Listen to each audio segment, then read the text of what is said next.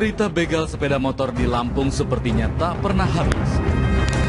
Ironisnya, beberapa waktu lalu, kasus kriminal jalanan satu ini diaktori oleh dua pelajar yang masih duduk di bangku sekolah menengah pertama atau SMP. Korban ditembak hingga tewas dan sepeda motornya dibawa lari.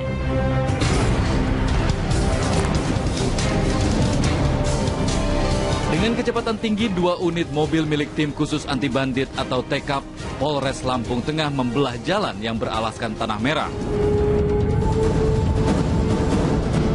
Setelah hampir 1 jam menempuh perjalanan, akhirnya mobil tiba di daerah Umbul Pepen 2, Desa Gunung Batin, Lampung Tengah. Dengan berbekal senjata api, polisi menggerebek salah satu rumah yang ada di desa ini.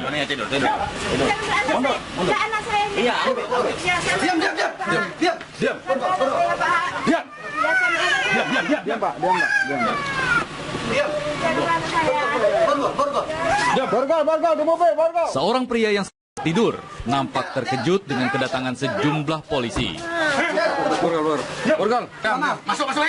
Masuk. Tahu di mana, Pak? Di mana? Mana? Pergi mobil cari. Mana? Mana senjata kamu mana? Geledah lu, Pak. Ya, coba geledah, Pak, saya. Tinggal geledah aja, coba saya. Motor terjual di mana? Motor apa, Pak? Motor Aris. Mana motor Aris? Dijual mana? Enggak tahu. Mana? Ambil. Di mana? Hah? Ada pasien mobil. Diam. Kunci motornya di mana? Kunci motornya. Motornya mana? Suasana nampak tegang ketika sejumlah warga mencoba mendekat ke arah rumah yang digerebek. Maju. Mana kunci motor? Diam semua. Mana ayam bangkok? BB-nya. Selanjutnya, rumah berukuran 6 x 12 meter persegi ini digeledah.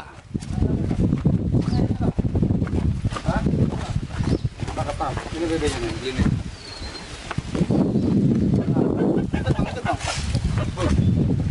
Dobrak rumahnya, nyari alat. Go. Dobrak. Mana? Pas satu. Hah?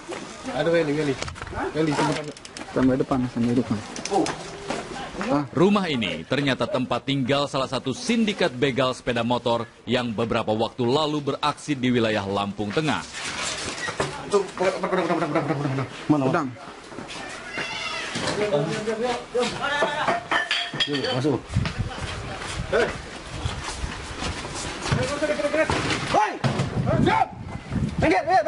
Minggir.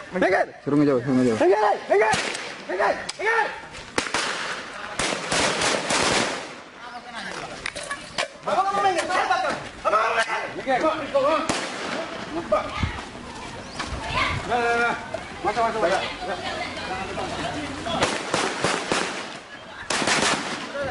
Leo, kita nanti menyerang sana. Itu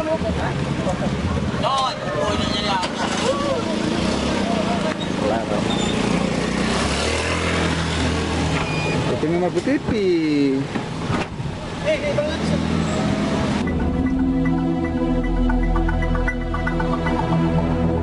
Inilah pria yang sebelumnya diringkus polisi di tempat tinggalnya. Namanya Joni. Ia ditangkap karena terlibat kasus pembegalan sepeda motor. Joni sendiri berperan sebagai orang yang menjual sepeda motor hasil begal kepada penadah.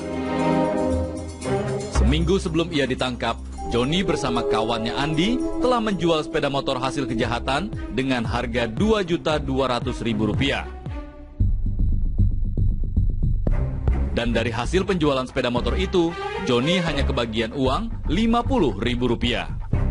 Pertamanya, Pak, saya di rumah, Pak. Kurang lebih jam 6. Terus itu Andi datang, Pak, ke rumah.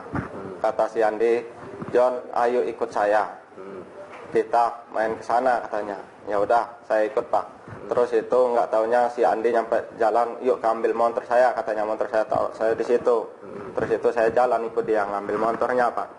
Terus itu ngambil motornya itu kami jalan, Pak. Sampai di mana tempat jual, John? Saya nggak tahu, kata saya. "Yuk ikut saya," katanya. Ya udah, saya ikut aja, Pak. Terus itu nyampe rumah Pak Manap. si Andi ini masuk ke dalam Pak, saya disuruh nunggu di luar. Terus itu belum lama kemudian dia orang ngobrol-ngobrol Pak, si Andi ini keluar Pak. Terus itu dia ngasih saya duit 50.000. Terus itu dia ngajak pulang Pak. Kepada kami, Joni membantah kalau ia disebut sebagai jaringan begal sepeda motor. Karena saat itu, ia hanya membantu Andi, sahabatnya. Katanya, John ini motor hasil curian, katanya. Langsung saya bilang, saya nggak mau tahu apa-apa, pokoknya saya nggak mau ikutan, kata saya. Itu aja Pak. Kamu tahu sendiri, saya orang ini kerja, kata saya, sehari-hari saya. Andi sendiri hingga saat ini masih diburu polisi. Untuk DPO-nya kita tekankan kepada anggota TKP saya untuk segera mengungkap dan menangkap pelakunya untuk segera disidik dan diajukan ke DPO untuk disidang. Sungguh mengejutkan, aksi begal sepeda motor ini ternyata diotaki oleh pelajar yang masih duduk di bangku SMP. Mereka menembak mati korbannya yang berusaha melawan.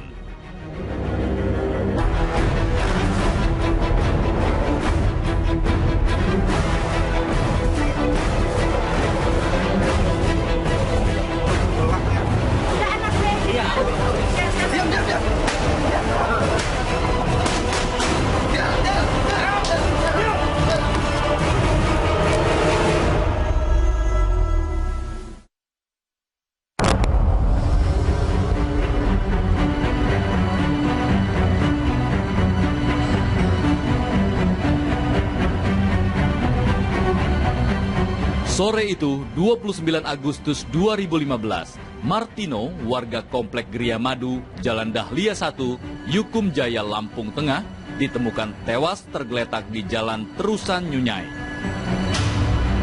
Rupanya Martino jadi korban begal sepeda motor. Ia tewas setelah bagian lehernya ditembus timah panas hingga tembus ke bagian punggung.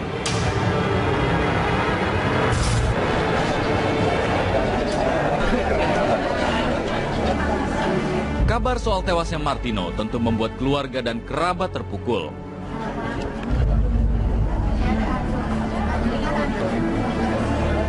Mereka sama sekali tak menyangka kalau nasib Martino berakhir dengan cara yang cukup tragis. 17 hari wakil bisa mendoakan almarhum.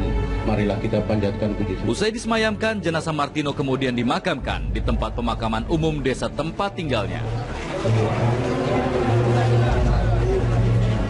Keluarga, rekan, dan kerabat yang ikut dalam prosesi pemakaman larut dalam kesedihan.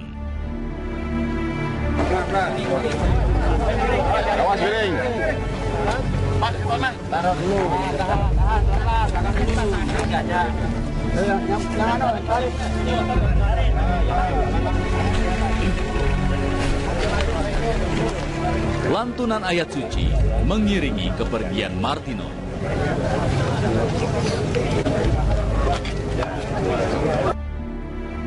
Martino pergi meninggalkan satu istri, 2 anak, dan seorang cucu. Karyawan sebuah perusahaan swasta di Lampung Tengah ini rencananya akan pensiun akhir bulan September ini.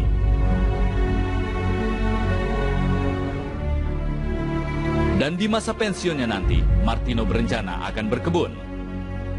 Namun Tuhan berkehendak lain.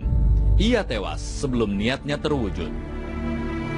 Ya dia lagi senang-senangnya gitu punya cucu baru, udah mau pensiun, gitu, udah lagi merencanakan hari tuanya mau ngapain gitu kan. Ya nggak nyangka gitu sampai segini. Ada sedikit yang kita nggak terima itu, anak-anak ini kok bego bener gitu, tolol bener lah, kenapa harus sampai dibunuh gitu. Setidaknya kan kalau sekedar mengambil motor mah tinggal minta aja lah. Di mata keluarga, Martino dikenal sebagai orang yang baik dan sangat bertanggung jawab. Dia biasanya naik angkot ke depan, minta anterin ke depan aja, saya naik angkot aja. Kendaraan itu yang dia punya motor itu. Saya sempat nanya tuh, makanya ayah ini nggak pernah naik motor, kenapa? Ya ngapain, ada bahaya di jalan itu, banyak begal, kata dia. Terus banyak jalan ini kan besar, takut saya kecelakaan atau apa gitu kan. Di jalan inilah Martino ditemukan tergeletak bersimbah darah. Saat itu, Martino hendak pulang ke rumah usai bekerja. Aparat kepolisian Resor Lampung Tengah kemudian membentuk tim untuk memburu pelaku. Inilah dua pelajar yang telah mengeksekusi Martino. Mereka masing-masing Aris Setiawan, otak sekaligus orang yang menembak mati korban Martino, dan Andri yang juga berperan sebagai eksekutor lapangan. Keduanya masih duduk di bangku kelas 8, sekolah menengah pertama atau SMP. Aris dan Andri diringkus polisi di sekolahnya di SMP Negeri 3 Terusan Nyunyai, Lampung Tengah. Untuk kronologis penangkapannya sendiri, memang kita lakukan terlebih dahulu penangkapan kepada kedua tersangka karena kita sudah mengamankan barang bukti yang memang itu milik tersangka dan sempat tersangka tinggalkan di TKP. Tersangka dari pagi sudah kita intai, kita tunggu tersangka pulang sekolah. Kita tidak mau mengingat hal yang lain karena bagaimanapun juga kedua tersangka ini adalah kategori di bawah umur. Jadi kita masih menghormati hak mereka. Tim menyingkap tabir sempat menemui dua tersangka yang kini ditahan di Mapolres Lampung Tengah. Kepada kami, Aris Setiawan mengakui kalau dirinya lah yang menembak korban. Pertama temu itu bapak itu, terus langsung dikejar. Udah tuh langsung dipepet Andre itu. Berhenti. Oh, sini motor kamu. Terus dia berhenti. Andre udah motor duluan. Terus saya ngomong, oh, sini motor kamu itu. Kamu nih, terus dia turun. Kamu ini lagi kecil udah begal-begal, kata dia. Terus dia udah melonjak itu udah. Baru ditembak. Siapa yang nembak? Saya, Pak.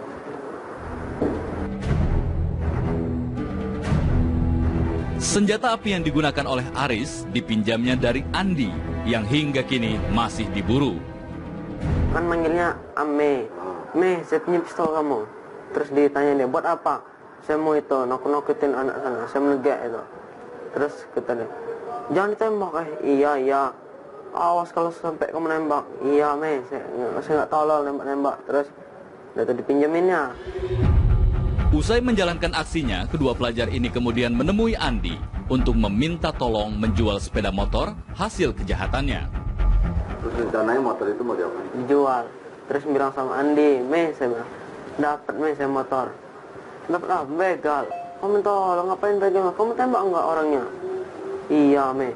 Kamu tolong apa kalau orangnya itu mati? Masuk penjara kamu, katanya. Gimana udah terlanjur, Me? Terus, yaudah nanti saya jual nih sama teman saya, katanya. Baru dia berangkat sama nggak tahunya dia ngajak Joni jual motor itu, ambil motor di Lanasan. Motor itu laku berapa? Nggak tahu, Joni, Andinya nggak bilang. Kami langsung terima duit 500 kami duit Andre. Sungguh ironis, Aris mengaku nekat melakukan perbuatan kriminalnya ini karena ingin mengganti uang ibunya sebesar Rp250.000 yang hilang di sekolah. Karena duit itu taruh di dalam tas. Terus istirahat masih ada, istirahat pertama, istirahat kedua nggak ada lagi duitnya. Di mana itu? Ya di sekolahan. Selain Aris, kepada kami tersangka Andri juga sempat menuturkan apa yang saat itu ia lakukan.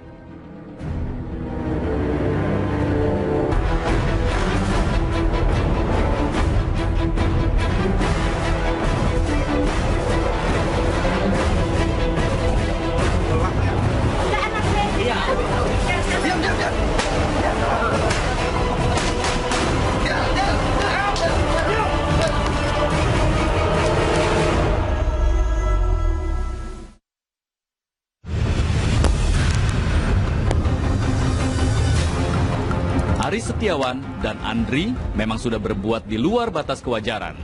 Mereka telah menembak mati dan membawa lari sepeda motor milik Martino, warga Komplek Geria Madu, Jalan Dahlia 1,